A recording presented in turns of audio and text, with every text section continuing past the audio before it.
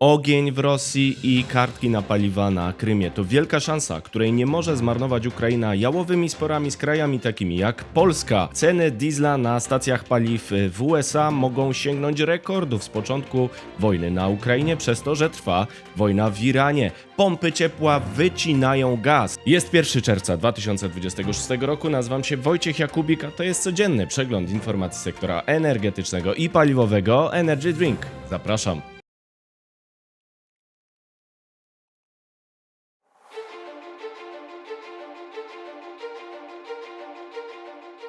Partnerem kanału Energy Drink jest Orlen. Zaczynamy jak zawsze od informacji dnia. Paraliż paliwowy Krymu to szansa na przełom, której Kijów nie powinien psuć. Rosjanie muszą wprowadzić racjonowanie paliwa na okupowanym Krymie. Dronopad paraliżuje tamtejszą logistykę wobec pogłosek na temat prób przerwania mostu lądowego z Rosji na ten półwysep. To szansa na przełom, której nie może zmarnować Kijów, tocząc jałowe spory z partnerami jak Polska. Władze marionetkowe na okupowanym Krymie wprowadziły racjonowanie paliwa w nocy z 30 na 31 maja. To odpowiedź na ataki dronów Ukrainy na logistykę paliwową wokół półwyspu. Sprzedaż paliwa AI-95 ma się odbywać w oparciu o blankiety rozdawane przez władze, czyli takie kartki jak w Polsce za komuny. A AI-92 ma być racjonowana do 20 litrów na klienta. Wzywam Krymian i naszych gości do zachowania spokoju i polegania tylko na oficjalnych źródłach informacji, napisał marionetkowy gubernator rosyjski Siergiej Aksjonow. Sieć stacji paliw TES rozpoczęła sprzedaż w oparciu o nowy system 31 maja i wyczerpała limity w kilka godzin. W sieci można znaleźć filmy z kolejkami na stacje paliw na tym okupowanym terytorium. Dronopad Ukrainy trafia już nie tylko w rafinerie oraz przepompownie ropy i paliw potrzebne do logistyki tego rodzaju, ale także w autostradę M14 z okupowanego Mariupola do Symferopola na Krymie. To sposób na paraliż systemu zapasowego dostaw paliw, czyli cystern dostarczających je na okupowany Krym. Ofensywa dronowa może zaś zapowiadać próby paraliżu całego mostu lądowego na okupowanych terytoriach. Instytut Studiów nad Wojną wydał 25 maja analizę o potencjale rozpoczęcia przez Ukrainę nowej fazy wojny, w której głębokie ataki dronów mogą zatrzymać postępy Rosjan na froncie. Z otwartych danych zebranych przez ISW wynika, że zmienia się charakter wojny na korzyść sił ukraińskich, cytuję, przynajmniej na razie. Tempo postępów sił rosyjskich weszło w stagnację, podczas gdy siły ukraińskie stosują nowe taktyki i koncepcje operacyjne, aby wyrwać się z wojny pozycyjnej, ocenia ISW.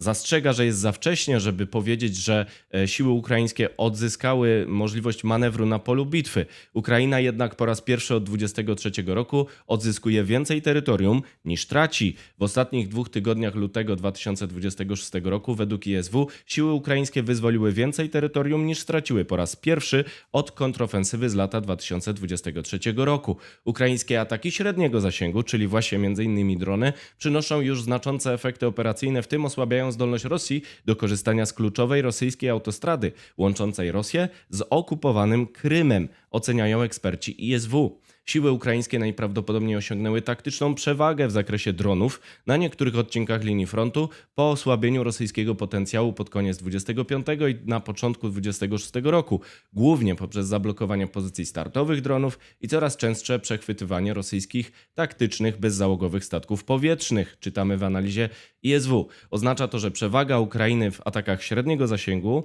nie jest z konieczności trwała, a Rosjanie w końcu znajdą jakieś środki zaradcze. Ale międzynarodowi partnerzy Ukrainy mają zatem rzadką i tymczasową okazję, by pomóc Ukrainie wykorzystać korzystną dynamikę pola walki, póki ma ona przewagę. Co to oznacza? Oznacza, że nowe sankcje wobec Rosji oraz wsparcie Ukrainy z Zachodu mogą podtrzymać korzystne warunki na froncie. Kryzys paliwowy na Krymie pokazuje, że Rosjanie będą mieli coraz większy problem z utrzymaniem podstawowych funkcji na okupowanych terytoriach. Dronopad i efektywne sankcje połączone z dodatkowym wsparciem Ukrainy mogą zmusić Rosjan do rozmów o zawieszeniu broni. I w tym kontekście kluczowa jest otwarta postawa Kijowa, zachęcająca dalej partnerów z Zachodu do działania. Wyzwaniem mogą być zaś doraźne spory, jak te o politykę historyczną między Polską a Ukrainą. W interesie Kijowa jest rezygnacja z tworzenia napięć, aby nie doszło do blokady korzystnej współpracy w czasie, gdy jest szansa na przełom na froncie. Czas na pozostałe wieści, czyli przegląd informacji pod patronatem Ośrodka Bezpieczeństwa Energetycznego. Negocjacje jądrowe. To musi być dobra umowa, mówi pełnomocnik rządu do spraw strategicznej infrastruktury energetycznej Wojciech Wrochna w prawie 1,5-godzinnej rozmowie z podcastem Energy Drink. Opowiada tam o negocjacjach umowy na budowę elektrowni jądrowej i nie tylko, a więcej w materiale, który linkuję tutaj dla Państwa. Mrożenie cen. Pakiet ceny paliwa niżej ma obowiązywać do 15 czerwca przez trwającą wojnę w Iranie. Jest gotowy projekt Windfall Tax mający dać 5 miliardów złotych na ten cel. Polska Organizacja Przemysłu i Handlu Naftowego ostrzega jednak, że nowy podatek zagrozi inwestycjom. Energia w gazoporcie. Enea Operator realizuje budowę stacji 110 kV Barlickiego wraz z towarzyszącymi liniami kablowymi.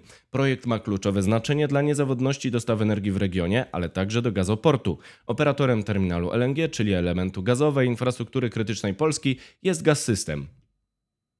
Niedobór magazynów. Mamy ogromny deficyt magazynów paliw od 2,5 do 3 milionów metrów sześciennych w stosunku do wymogów prawnych, które Polska sobie postawiła, ostrzegał Przemysław Bryksa z kancelarii KDCP.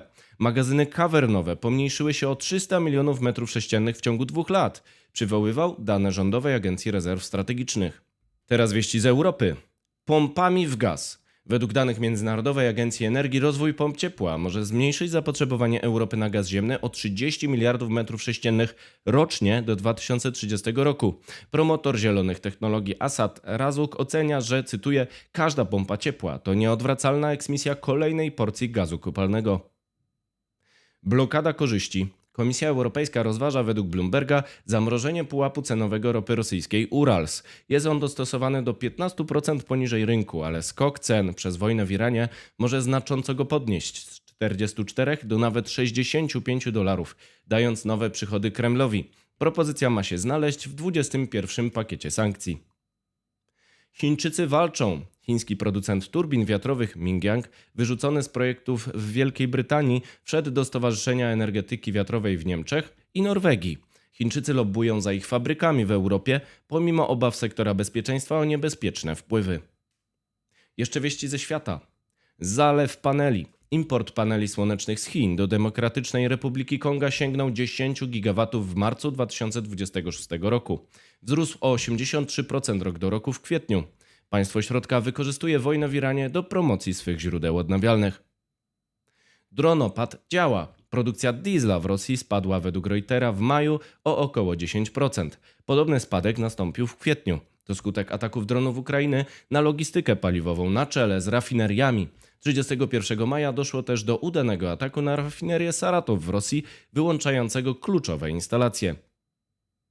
Cisza krzyczy. Delegacja Gazpromu odwiedziła Pekin po wizycie Władimira Putina w stolicy Chin.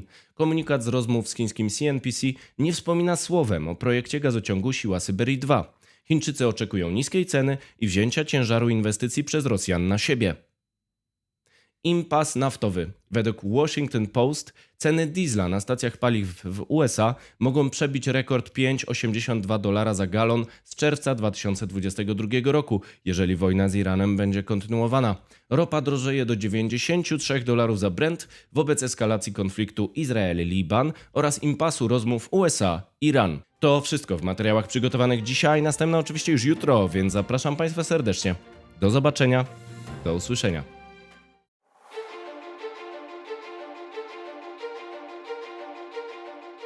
Partnerem kanału Energy Drink jest Orlen.